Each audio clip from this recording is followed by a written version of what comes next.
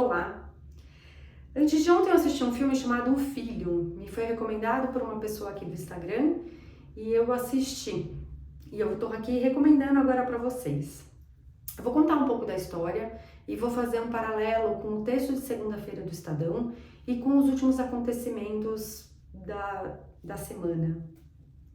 O filme conta a história de um garoto de 17 anos, um adolescente, que está passando por uma depressão profunda, uma depressão crônica, está em depressão crônica.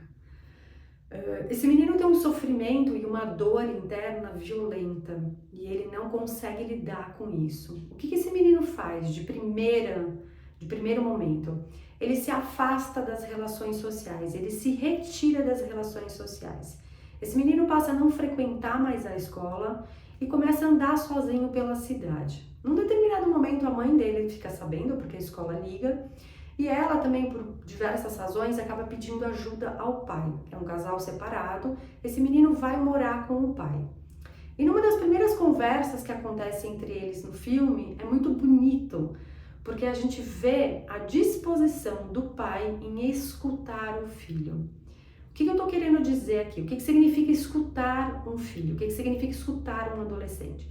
Significa estar aberto e se propor a ser afetado pelos sentimentos do outro.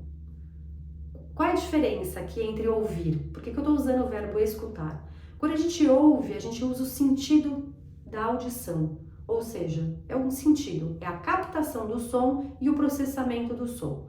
Quando a gente escuta o sentimento do outro. E essa é uma diferença brutal e é uma diferença gritante entre ouvir e escutar. E a necessidade que a gente tem de exercer nas relações a escuta, e não só a audição, e não só o processamento de um som, tá? Por que eu tô trazendo isso aqui? Porque eu já disse isso algumas vezes e eu vou reforçar da importância da escuta para o adolescente e com o adolescente. Se a gente não escuta as dores, as alegrias, os sofrimentos, as angústias desse adolescente, a gente dificilmente é capaz de se relacionar com esse adolescente de maneira afetuosa, de maneira gentil. A gente fica naquele lugar, naquele limbo de isso é um exagero, esse sofrimento é um exagero, nossa, que drama, nossa. E a gente não dá o devido valor e a devida importância à dor que aquela pessoa tá passando. Eu já trouxe aqui também em outro momento do que acontece, por que essa dor é tão intensa dentro do adolescente. Eu falei da caixinha de experiências, da caixinha de vivências. Muitas vezes é a primeira vez que ele passa por um determinado acontecimento, por uma determinada experiência. E falta recursos internos, assim como falta recursos psicológicos, para elaborar e poder lidar com aquela situação. Quando a gente tem esse tipo quando a gente tem isso associado a uma doença mental, a gente potencializa essa dor, a gente potencializa esse sofrimento. O que eu estou dizendo aqui? É impossível a gente ter uma sociedade de adultos, doentes, com a saúde mental ocupando o segundo lugar do ranking mundial. Eu já falei aqui e eu volto a falar. Temos adultos responsáveis legais por crianças que estão doentes. Como é que esses adultos vão ser capazes de cuidar de maneira saudável e preservar e garantir o desenvolvimento saudável de crianças e adolescentes se eles não estão bem? É quase que impossível.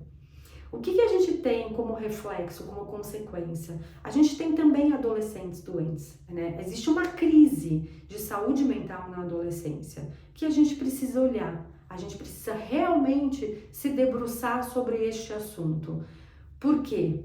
Porque não existe um desenvolvimento social se a gente tem uma sociedade passando por um colapso de saúde, né? Como é que a gente pensa em todos os desenvolvimentos do mundo, do país ou da comunidade onde a gente mora, se a gente não tem indivíduos que estão bem para aquilo, né? Como é que eu faço uma fruta crescer num pé numa mangueira, por exemplo, como é que eu vou fazer aquela mangueira dar frutos saborosos se a raiz dela está totalmente contaminada? Se aquela árvore está doente, não tem como. Então é isso, eu vou usar essa metáfora aqui, né? Temos um contexto social e uma sociedade extremamente contaminada pela violência, extremamente contaminada pela desesperança, extremamente contaminada por crises e por colapsos, né? Na área da sustentabilidade, da natureza, da economia, da política. E essa mesma sociedade é responsável por fazer com que esses adolescentes deem fruto. A gente não consegue, né? O que a gente está fazendo? A gente está fazendo eles colapsarem juntos. Então, assim, em 2019, uma pesquisa do Pense, já trouxe essa pesquisa aqui também várias vezes, né? A Pesquisa Nacional de Saúde Escolar. Entre várias perguntas feitas aos adolescentes, uma delas perguntava sobre a vida. E 21% deles disse que não tinha razão para viver, não via o porquê de viver.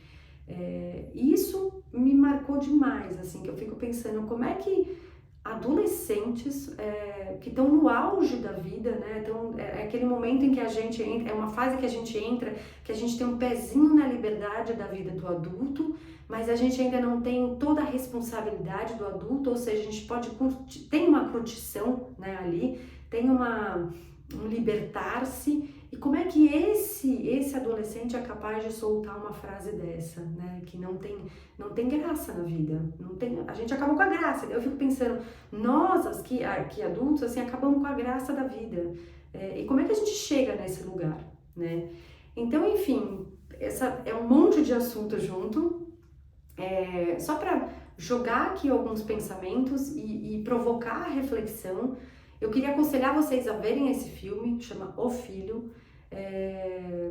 Ele é o extremo de uma situação, ele é o extremo de uma doença mental não tratada e não tratável, algo que a gente tem também em grandes números na nossa sociedade, infelizmente, mas é importante olhar esse filme, assistir esse filme e observar a relação de pai, mãe e filho, observar os diálogos que eles têm, a qualidade dos diálogos e a qualidade do ouvir e da escuta. É isso, segunda-feira tem mais e a gente se vê. Tchau!